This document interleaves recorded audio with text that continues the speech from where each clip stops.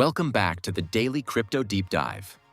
Before we get into today's episode, as you'll notice, it's Liam speaking here, who will be taking over the narration going forward. It's not ideal changing voices in the middle of a series, and we know many listeners will have become used to hearing John deliver the episodes over the past few weeks. However, sometimes things move quite quickly behind the scenes, and we've had to make the change sooner than expected. The important thing is that nothing else about the show is changing. The research, the scripts, the daily roundups, and deep dives will all continue exactly as before. We're excited for this next chapter of crypto news today and really appreciate everyone sticking with us as we make the transition. Now let's get to the final part of the series. For centuries, financial power followed a familiar pattern that repeated across different eras of history. A new technology or economic system would emerge and transform how money moved through society.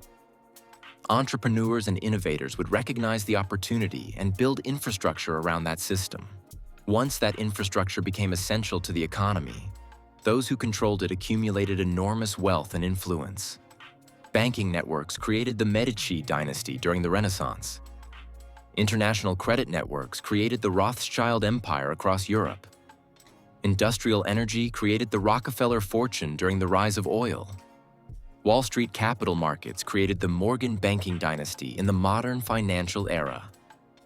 Each of those dynasties rose because they controlled the financial infrastructure of their time. Whoever controlled the system that moved money ultimately controlled the flow of economic power. But something extraordinary began happening in 2009 that challenged this entire historical pattern. A mysterious individual or group using the name Satoshi Nakamoto released a white paper describing a completely new type of financial network. This network did not rely on banks, governments, or powerful institutions to operate. Instead, it relied on cryptography, computer networks, and decentralized consensus. The system was called Bitcoin, and its implications were far greater than anyone initially realized. Bitcoin introduced a concept that had never existed in financial history: a digital currency that could move across the world without requiring permission from banks or financial institutions. Transactions were verified by a distributed network of computers rather than a centralized authority. This network maintained a public ledger known as the blockchain. Every transaction was recorded permanently and could be verified by anyone.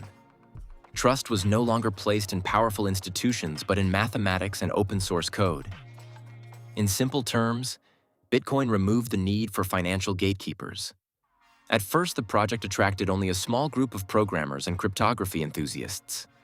Bitcoin had little market value and was mostly discussed on internet forums. Early participants experimented with mining the currency using their personal computers. Mining involved solving cryptographic puzzles that secured the network. The reward for solving those puzzles was newly created Bitcoin. At the time, these rewards seemed more like an interesting technical experiment than a financial opportunity. But as more people discovered the system, its potential began to grow. Some of the earliest Bitcoin adopters accumulated enormous holdings during those early years. When Bitcoin was first traded publicly, its price was measured in cents rather than thousands of dollars. Early developers, miners, and enthusiasts sometimes acquired thousands of coins for very little money. As adoption increased and the technology matured, the value of those coins began to rise dramatically. What once seemed like a niche experiment gradually became a global financial asset. By the early 2020s, Bitcoin had reached valuations exceeding $1 trillion at its peak. The early adopters had unknowingly become part of a new financial elite. One of the most fascinating aspects of this wealth creation is how quickly it occurred. Traditional financial dynasties often took generations to build their fortunes. The Medici banking empire developed across decades of commercial expansion. The Rothschild network grew through generations of international banking. The Rockefeller fortune emerged from decades of industrial expansion in oil. Bitcoin created billionaires within less than a decade of its invention. Entire fortunes were formed through participation in a decentralized technological network. Among the most influential figures in the crypto ecosystem is Vitalik Buterin, the creator of Ethereum. Buterin recognized that blockchain technology could do far more than simply transfer digital currency. In 2015, he launched Ethereum as a programmable blockchain platform. Ethereum allowed developers to build decentralized applications using smart contracts. Smart contracts are pieces of code that automatically execute agreements between participants. This innovation opened the door to an entirely new category of financial technology. Decentralized finance, often called DeFi, began to emerge. Decentralized finance attempts to recreate traditional financial services using blockchain networks. Lending, borrowing, trading, and asset management can all occur through smart contracts. Instead of relying on banks to process transactions, users interact directly with blockchain protocols. Funds are stored in digital wallets controlled by individuals rather than institutions. Transactions occur automatically according to transparent rules encoded in software. These systems operate continuously across the global internet. Anyone with access to a blockchain network can participate. The rise of cryptocurrency exchanges also created new financial entrepreneurs. Platforms such as Coinbase, Binance, and others allowed millions of users to trade digital assets. These exchanges became essential infrastructure within the crypto ecosystem. Their founders and early investors accumulated enormous wealth as trading volumes increased. Some of these companies reached valuations of tens of billions of dollars. Their influence began shaping regulatory discussions and global adoption of crypto technology. The founders of these platforms became the first generation of crypto financial leaders. Yet the crypto economy remains fundamentally different from previous financial dynasties. The Medici controlled banking ledgers that only their institutions maintained. The Rothschilds controlled international credit networks that required their banking houses. The Rockefellers controlled physical energy infrastructure such as pipelines and refineries. The Morgans controlled capital markets through investment banks and financial institutions. Cryptocurrency networks operate without centralized ownership.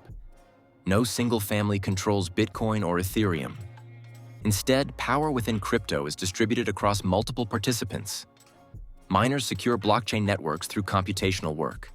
Developers build software that improves the protocols. Investors provide capital that funds innovation.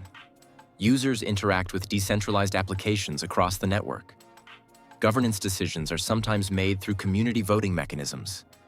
Ownership of digital assets is spread across millions of individuals. This structure makes it far more difficult for a single dynasty to dominate the entire system. However, concentration of wealth can still occur within decentralized networks. Early adopters often hold significant amounts of cryptocurrency. Large mining operations possess considerable computational power. Venture capital firms invest heavily in blockchain startups. Institutional investors have begun entering the market as well. The crypto ecosystem continues evolving as capital flows into the industry. Some analysts believe new financial elites could emerge within this environment. The difference is that these elites operate within open networks rather than closed systems. Anyone can inspect the blockchain ledger and verify transactions. Anyone can build software that interacts with blockchain protocols. Barriers to entry are significantly lower than traditional finance. Entrepreneurs in almost any country can participate in the crypto economy. Innovation occurs at internet speed rather than through institutional approval. This openness creates an entirely different financial dynamic. Another fascinating development is the rise of decentralized autonomous organizations.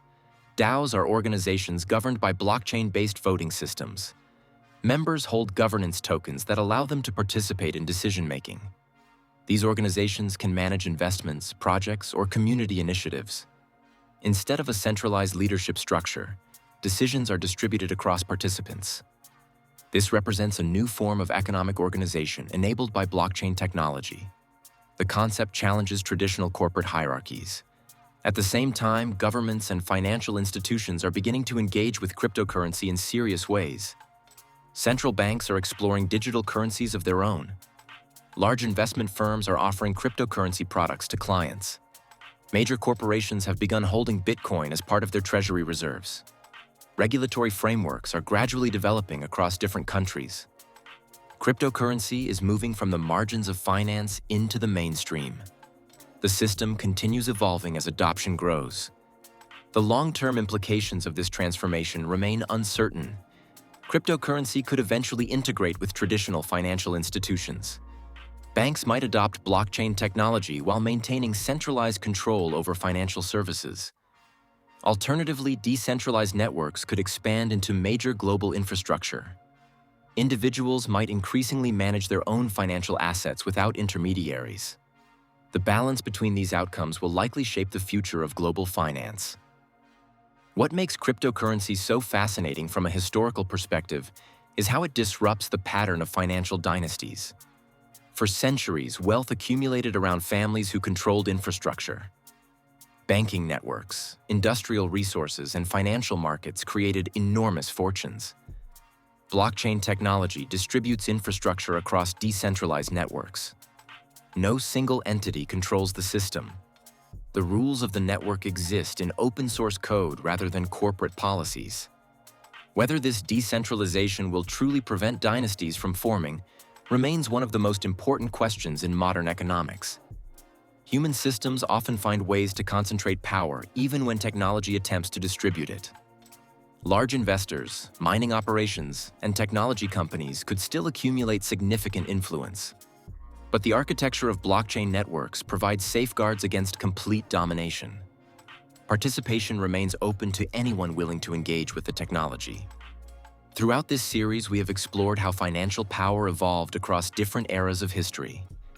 The Medici built the early banking system of Renaissance Europe.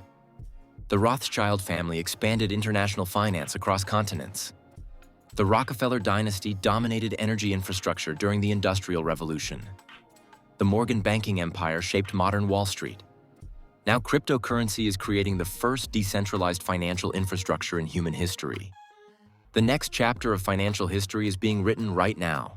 Developers are building new blockchain protocols. Entrepreneurs are launching companies that operate entirely on decentralized networks. Investors are exploring digital assets as a new class of financial instruments. Governments are debating how to regulate this emerging technology.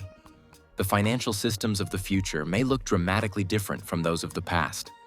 And perhaps the most fascinating possibility is that the age of financial dynasties may finally be ending. Instead of wealth concentrating within a few powerful families, economic power could become distributed across global digital networks.